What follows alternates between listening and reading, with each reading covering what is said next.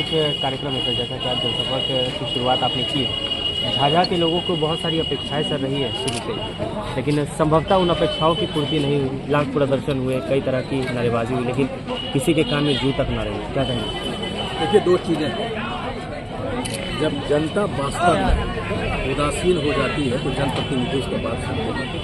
अगर आप किसी को गारंटेड कह देंगे कि भाई आप कुछ भी कीजिए, हम ही चुने जाएंगे, तो उसमें सुनेगा। वही चीज़ें हुई है। हमने अपने मुद्दों पे तो वोट नहीं किया है ना। मैं झाझा के लोगों से पूछना चाहता हूँ, क्या उन्होंने मुद्दे बेस में वोट किया? उन्होंने तो किसी को वोट किया है, किसी कहने पे वोट किया है। लेकिन जब आप झाझा के लिए वोट करने लग जाएंगे ना, तो चीज़ें हो जाएगी। और यही चीज़ें मैं कह रहा हूँ कि जमुई के लिए वोट कीजिए। जिस दिन आप जमुई के लिए वोट करने लगेंगे, आपको शिकायत का मौका नहीं मिलेगा कभी, ये नहीं हुआ, वो नहीं हुआ। सर, अगर आप संसद बनते हैं तो 5 पहला काम झाझा के लिए क्या कीजिएगा? देखिए, मैं सबसे पहला काम ये करूँगा सांसद बनने का कि झाझा के जो स्टेक होल्डर्स हैं, जो समाज सेवी हैं, जो पढ़े लिखे लोग हैं, जो नौजवान हैं, जो बुजुर्ग हैं, जो बूढ़े हैं, जो झाझा को 80, 85, 60 बरस से देखा है, उनके साथ बैठूंगा और लिस्टिंग करूंगा तो भैया आप बताइए आपके क्या क्या चीज़ें हैं और मैं क्या क्या कर सकता हूँ, कहाँ से शुरुआत कर सकता हूँ। पहला काम मैं यही करूँगा। जनता आपको कितना सपोर्ट कर रही है? देखिए, मैं घर का बेटा हूँ और पिछले 12 बरस से जम्मू की जनता ने मुझे इतना प्यार दिया है, वो जिसका कोई मैं उतना डिजर्व भी नहीं करता जितना लोगों ने मुझे प्यार दिया। सर, झाझा में सर झाझा आप एक उलाई नदी है सर, बहुत दिन से टूटा हुआ। संसद को बोलते बोलते थक गया पत्रकार और जनता, लेकिन कुछ नहीं सुनने। झाझा का बरमसिया पुल के बारे में मौका दीजिए मुझे, वो मैं करके दिखाऊंगा। ये तो आपको कमिटमेंट कर सकता हूँ। देने के पहले सर एक बार निरीक्षण करना चाहिए आत्मीयता के नाते कि उस पुल अगर गिर जाती है कई तो गांव सब जनता प्रभावित दब के मर जाए। उससे पहले आपका दायित्व बनता है या नहीं जांच करने का? बिल्कुल बनता है। तो फिर आप बोल रहे हैं कि जीतने के बाद? ये मैं नहीं कर रहा हूँ। इन्होंने कहा कि जीतने के बाद अब क्या करेंगे, प्राथमिकता क्या होगी, मैंने वही कहा। मौका दीजिए उसके बाद। सर, झाझा में लोकसभा चुनाव है और फुट ओवर ब्रिज आधा काम करके संसद जी खाली फोटो चमका रहे हैं, इसमें क्या कहना चाहेंगे आप? फोटो चमकाने में आपने मदद किया है ना उनको, यही दिक्कत है ना कि आज भी हम लोग, मैं क्या कर रहा हूँ कि झाझा के मुद्दे पर आप वोट करते हैं। अब मैं कहता हूँ झाझा के लिए वोट कीजिए, जम्मू के लिए वोट कीजिए, आपकी चीज़ें बदल जाएगी भाई। मैं शुरू से बात कर रहा हूँ। आप चीज़ों को भटकाने के मौके पर लोगों से बात करेंगे, क्या पूछने का अधिकार आपको नहीं होगा। आप अगर वो फोटो चमका रहे हैं, चेहरा चमका रहे हैं, आपको सोचना होगा। गोदी मीडिया आज भी मतलब आपका कहने का मतलब कि गोदी मीडिया आज भी चमका रहा है? चमका रहा है, ये तो सच है। आप देखिएगा कि आने वाले दिनों में गोदी मीडिया के खिलाफ में क्रांति होगी और आप और हम करेंगे। सर, आखिर कांग्रेस का नेता लोग गोदी मीडिया का बहिष्कार क्यों नहीं करते हैं? बहिष्कार तो किया, कहाँ जाता है डिबेट में?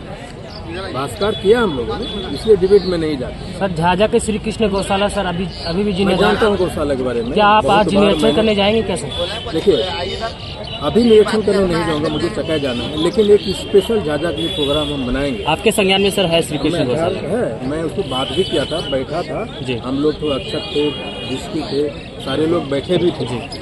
लेकिन देखिए दिक्कत क्या है कि हम न 3 के हैं न 13 के हैं, और जो चीज़ें जो वहाँ पर हैं वो करते नहीं हैं। आज आपका मुद्दा आज का नहीं है, मैं कितने बरसों से सुन रहा हूँ आपके गौशाला के बारे में, फुट ओवर के बारे में। मैं कहा कि मैं जब झाझा आता था तो एक अजीब सी रौनक दिखाई पड़ती थी। That is missing as of today in the Jhajha. वो मुझे बचपन की चीज़ें याद आती है। मैं तो चाहूँगा ना कि अगर मुझे मौका मिलता है वो बचपन में चला जाऊँ, वो झाझा को, वही झाझा को वापस लाऊँ। भाई, फुट ओवर कुछ चीज़ें हो जाती, कुछ घटना घटती है, कुछ जरूरी नहीं कि झाझा के लोग उस पर रहेंगे ना, कहीं और के भी लोग रह सकते हैं। इसलिए मेरा एक है कि मुद्दे को देखिए और उसको वोट कीजिए, झाझा के लिए वोट कीजिए। और मैं ये, आप मुझे एक दिन समय दीजिए, गौशाला जाऊँ, फुट ओवर देखूँ, या जो ब्रिज की बात आप कर रहे हैं वहाँ हर जगह हम जाएंगे, देखेंगे निश्चित।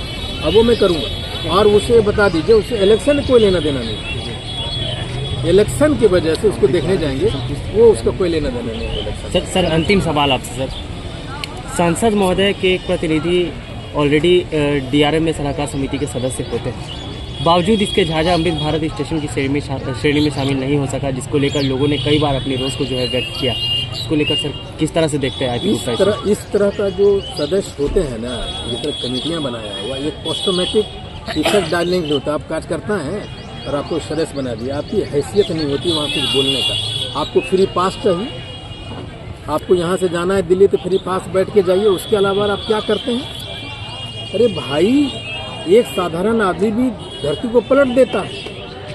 आप सुने हैं उनका नाम, अन्ना हजारे। तो आप इच्छा शक्ति होनी चाहिए ना। आप अभी से लेकर शुरू से इस समिति सदस्य को निकालिए। क्या करता है? खाली एक बोर्ड लगाता है, रेलवे सलाहकार समिति सदस्य, अब सीना चौड़ा करके चलता है। अरे भाई, वहाँ क्या कर रहे हो?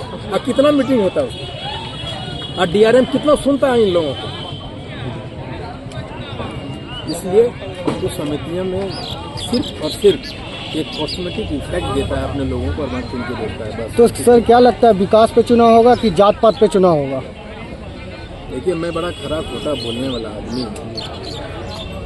अगर ये जात पात हमारे देश में नहीं होता तो ये जब आप जैसे लोग मंत्री का लिस्ट बनता है तो इसमें दलित नहीं है, इसमें ब्राह्मण इतना बन गया, राष्ट्रपति आदिवासी हो गई, कौन उठाता भाई? प्रधानमंत्री बोलता मैं OBC का हूँ संसद में, कौन जात पात करता है? देश की सच्चाई है जात पात, आप इसको मिटा नहीं सकते हैं। ये ललिता जी, जयललिता, जब उनका देहांत हुआ तो उनको दफनाना था तो 3 दिन तक डेड बॉडी को रखा गया सिर्फ ये कि कौन ब्राह्मण है वो। भाई, ये सच्चाई है। आप मान लीजिए कि कोई इलेक्शन हो जाए हमारा, एक भूमियार नेता आएंगे, एक बाबू साहब नेता आएंगे, वो उन्हीं गांव में जाता है भाई जहाँ जहाँ उनके जात के लोग हैं। ये सच्चाई है। लेकिन इन सारी चीज़ों से ऊपर हमारा जमुई है। आप बनिया रहिए, मैं पान रहूं, वो बाबू साहब रहे, कोई रहे, लेकिन रहना तो एक ही जगह है। एक ही सिनेमा हॉल में सिनेमा देखना है, एक ही हॉस्पिटल में जाना है। इसलिए जमुई के लिए एक इंक्लूसिव ग्रोथ के लिए वोट की। तो झाझा की जनता सर ये मानकर चल सकती है, अपेक्षा रख सकती है कि IP गुप्ता झाझा की ज्वलन समस्या को लेकर बहुत जल्द मुखातिब होने वाले हैं? आशा नहीं रखिए, 100% करवाइए। अगर आप वोट देते हैं हमको और हम जीतते हैं तो हमारा गाड़ी रोकिए कि गुप्ता जी आप तो बड़ा बड़ा कह के गए थे, चलिए बंधक बनाइए हमको। आप क्यों नहीं बंधक बनाते भाई? अगर मैं डिलीवर नहीं करता हूं तो झाझा के किसी घर में मुझे बंधक बनाइए, ये तो अधिकार होगा। सर, सांसद का 10 साल कार्यकाल को कब कैसे देना चाहते हैं? देखिए, मैं हम लगातार ये चीज़ कह रहा हूँ कि उनसे कहा है कि अगर वो काम करते 10 साल, उनको जाने के सोचते क्या वहाँ जहाँ जाना चाहते हैं। और आप ही बताइए आनंद जी, 3 काम हमको बता दीजिए जिनको सांसद जी कर सकते हैं, माइलस्टोन है जमुई के लिए। ये चापाकल गाड़ना और स्ट्रीट लाइट लगाना सांसद का काम नहीं होता, फिर हमारा पंचायत समिति और मुखिया जी क्या करेंगे भाई? सर, सांसद चिराग पासवान कहे हैं जवान होके आए हैं, बूढ़ा होकर के जाएंगे, इस मैटर में क्या कहना चाहेंगे आप? पूछना चाहिए आपको उनसे, उनको पूछना चाहिए वे क्यों जा रहे हैं। मैं तो कह रहा हूँ कि भाई आप मत जाइए, यहाँ से चुनाव लड़िए, 10 साल का हिसाब किताब देकर जाइए। मैं तो पहला इंसान ये बात कह रहा हूँ कि हिसाब किताब कीजिए और जाइए। ठीक है, थैंक यू सर। इसका मतलब क्या है? वही है, क्यों भाई हम डिस्ट्रिक्ट हो गए, तो कांग्रेस लेकर 25, 30, 40 बरस हो गया, इतने सांसद आ गए चले गए, बदला क्यों नहीं मुझे? इसलिए नहीं बदला, उनको काम करने नहीं आता है या काम करने की इच्छा नहीं है, इस धरती से लगाव नहीं है। इसलिए मैं कहता हूं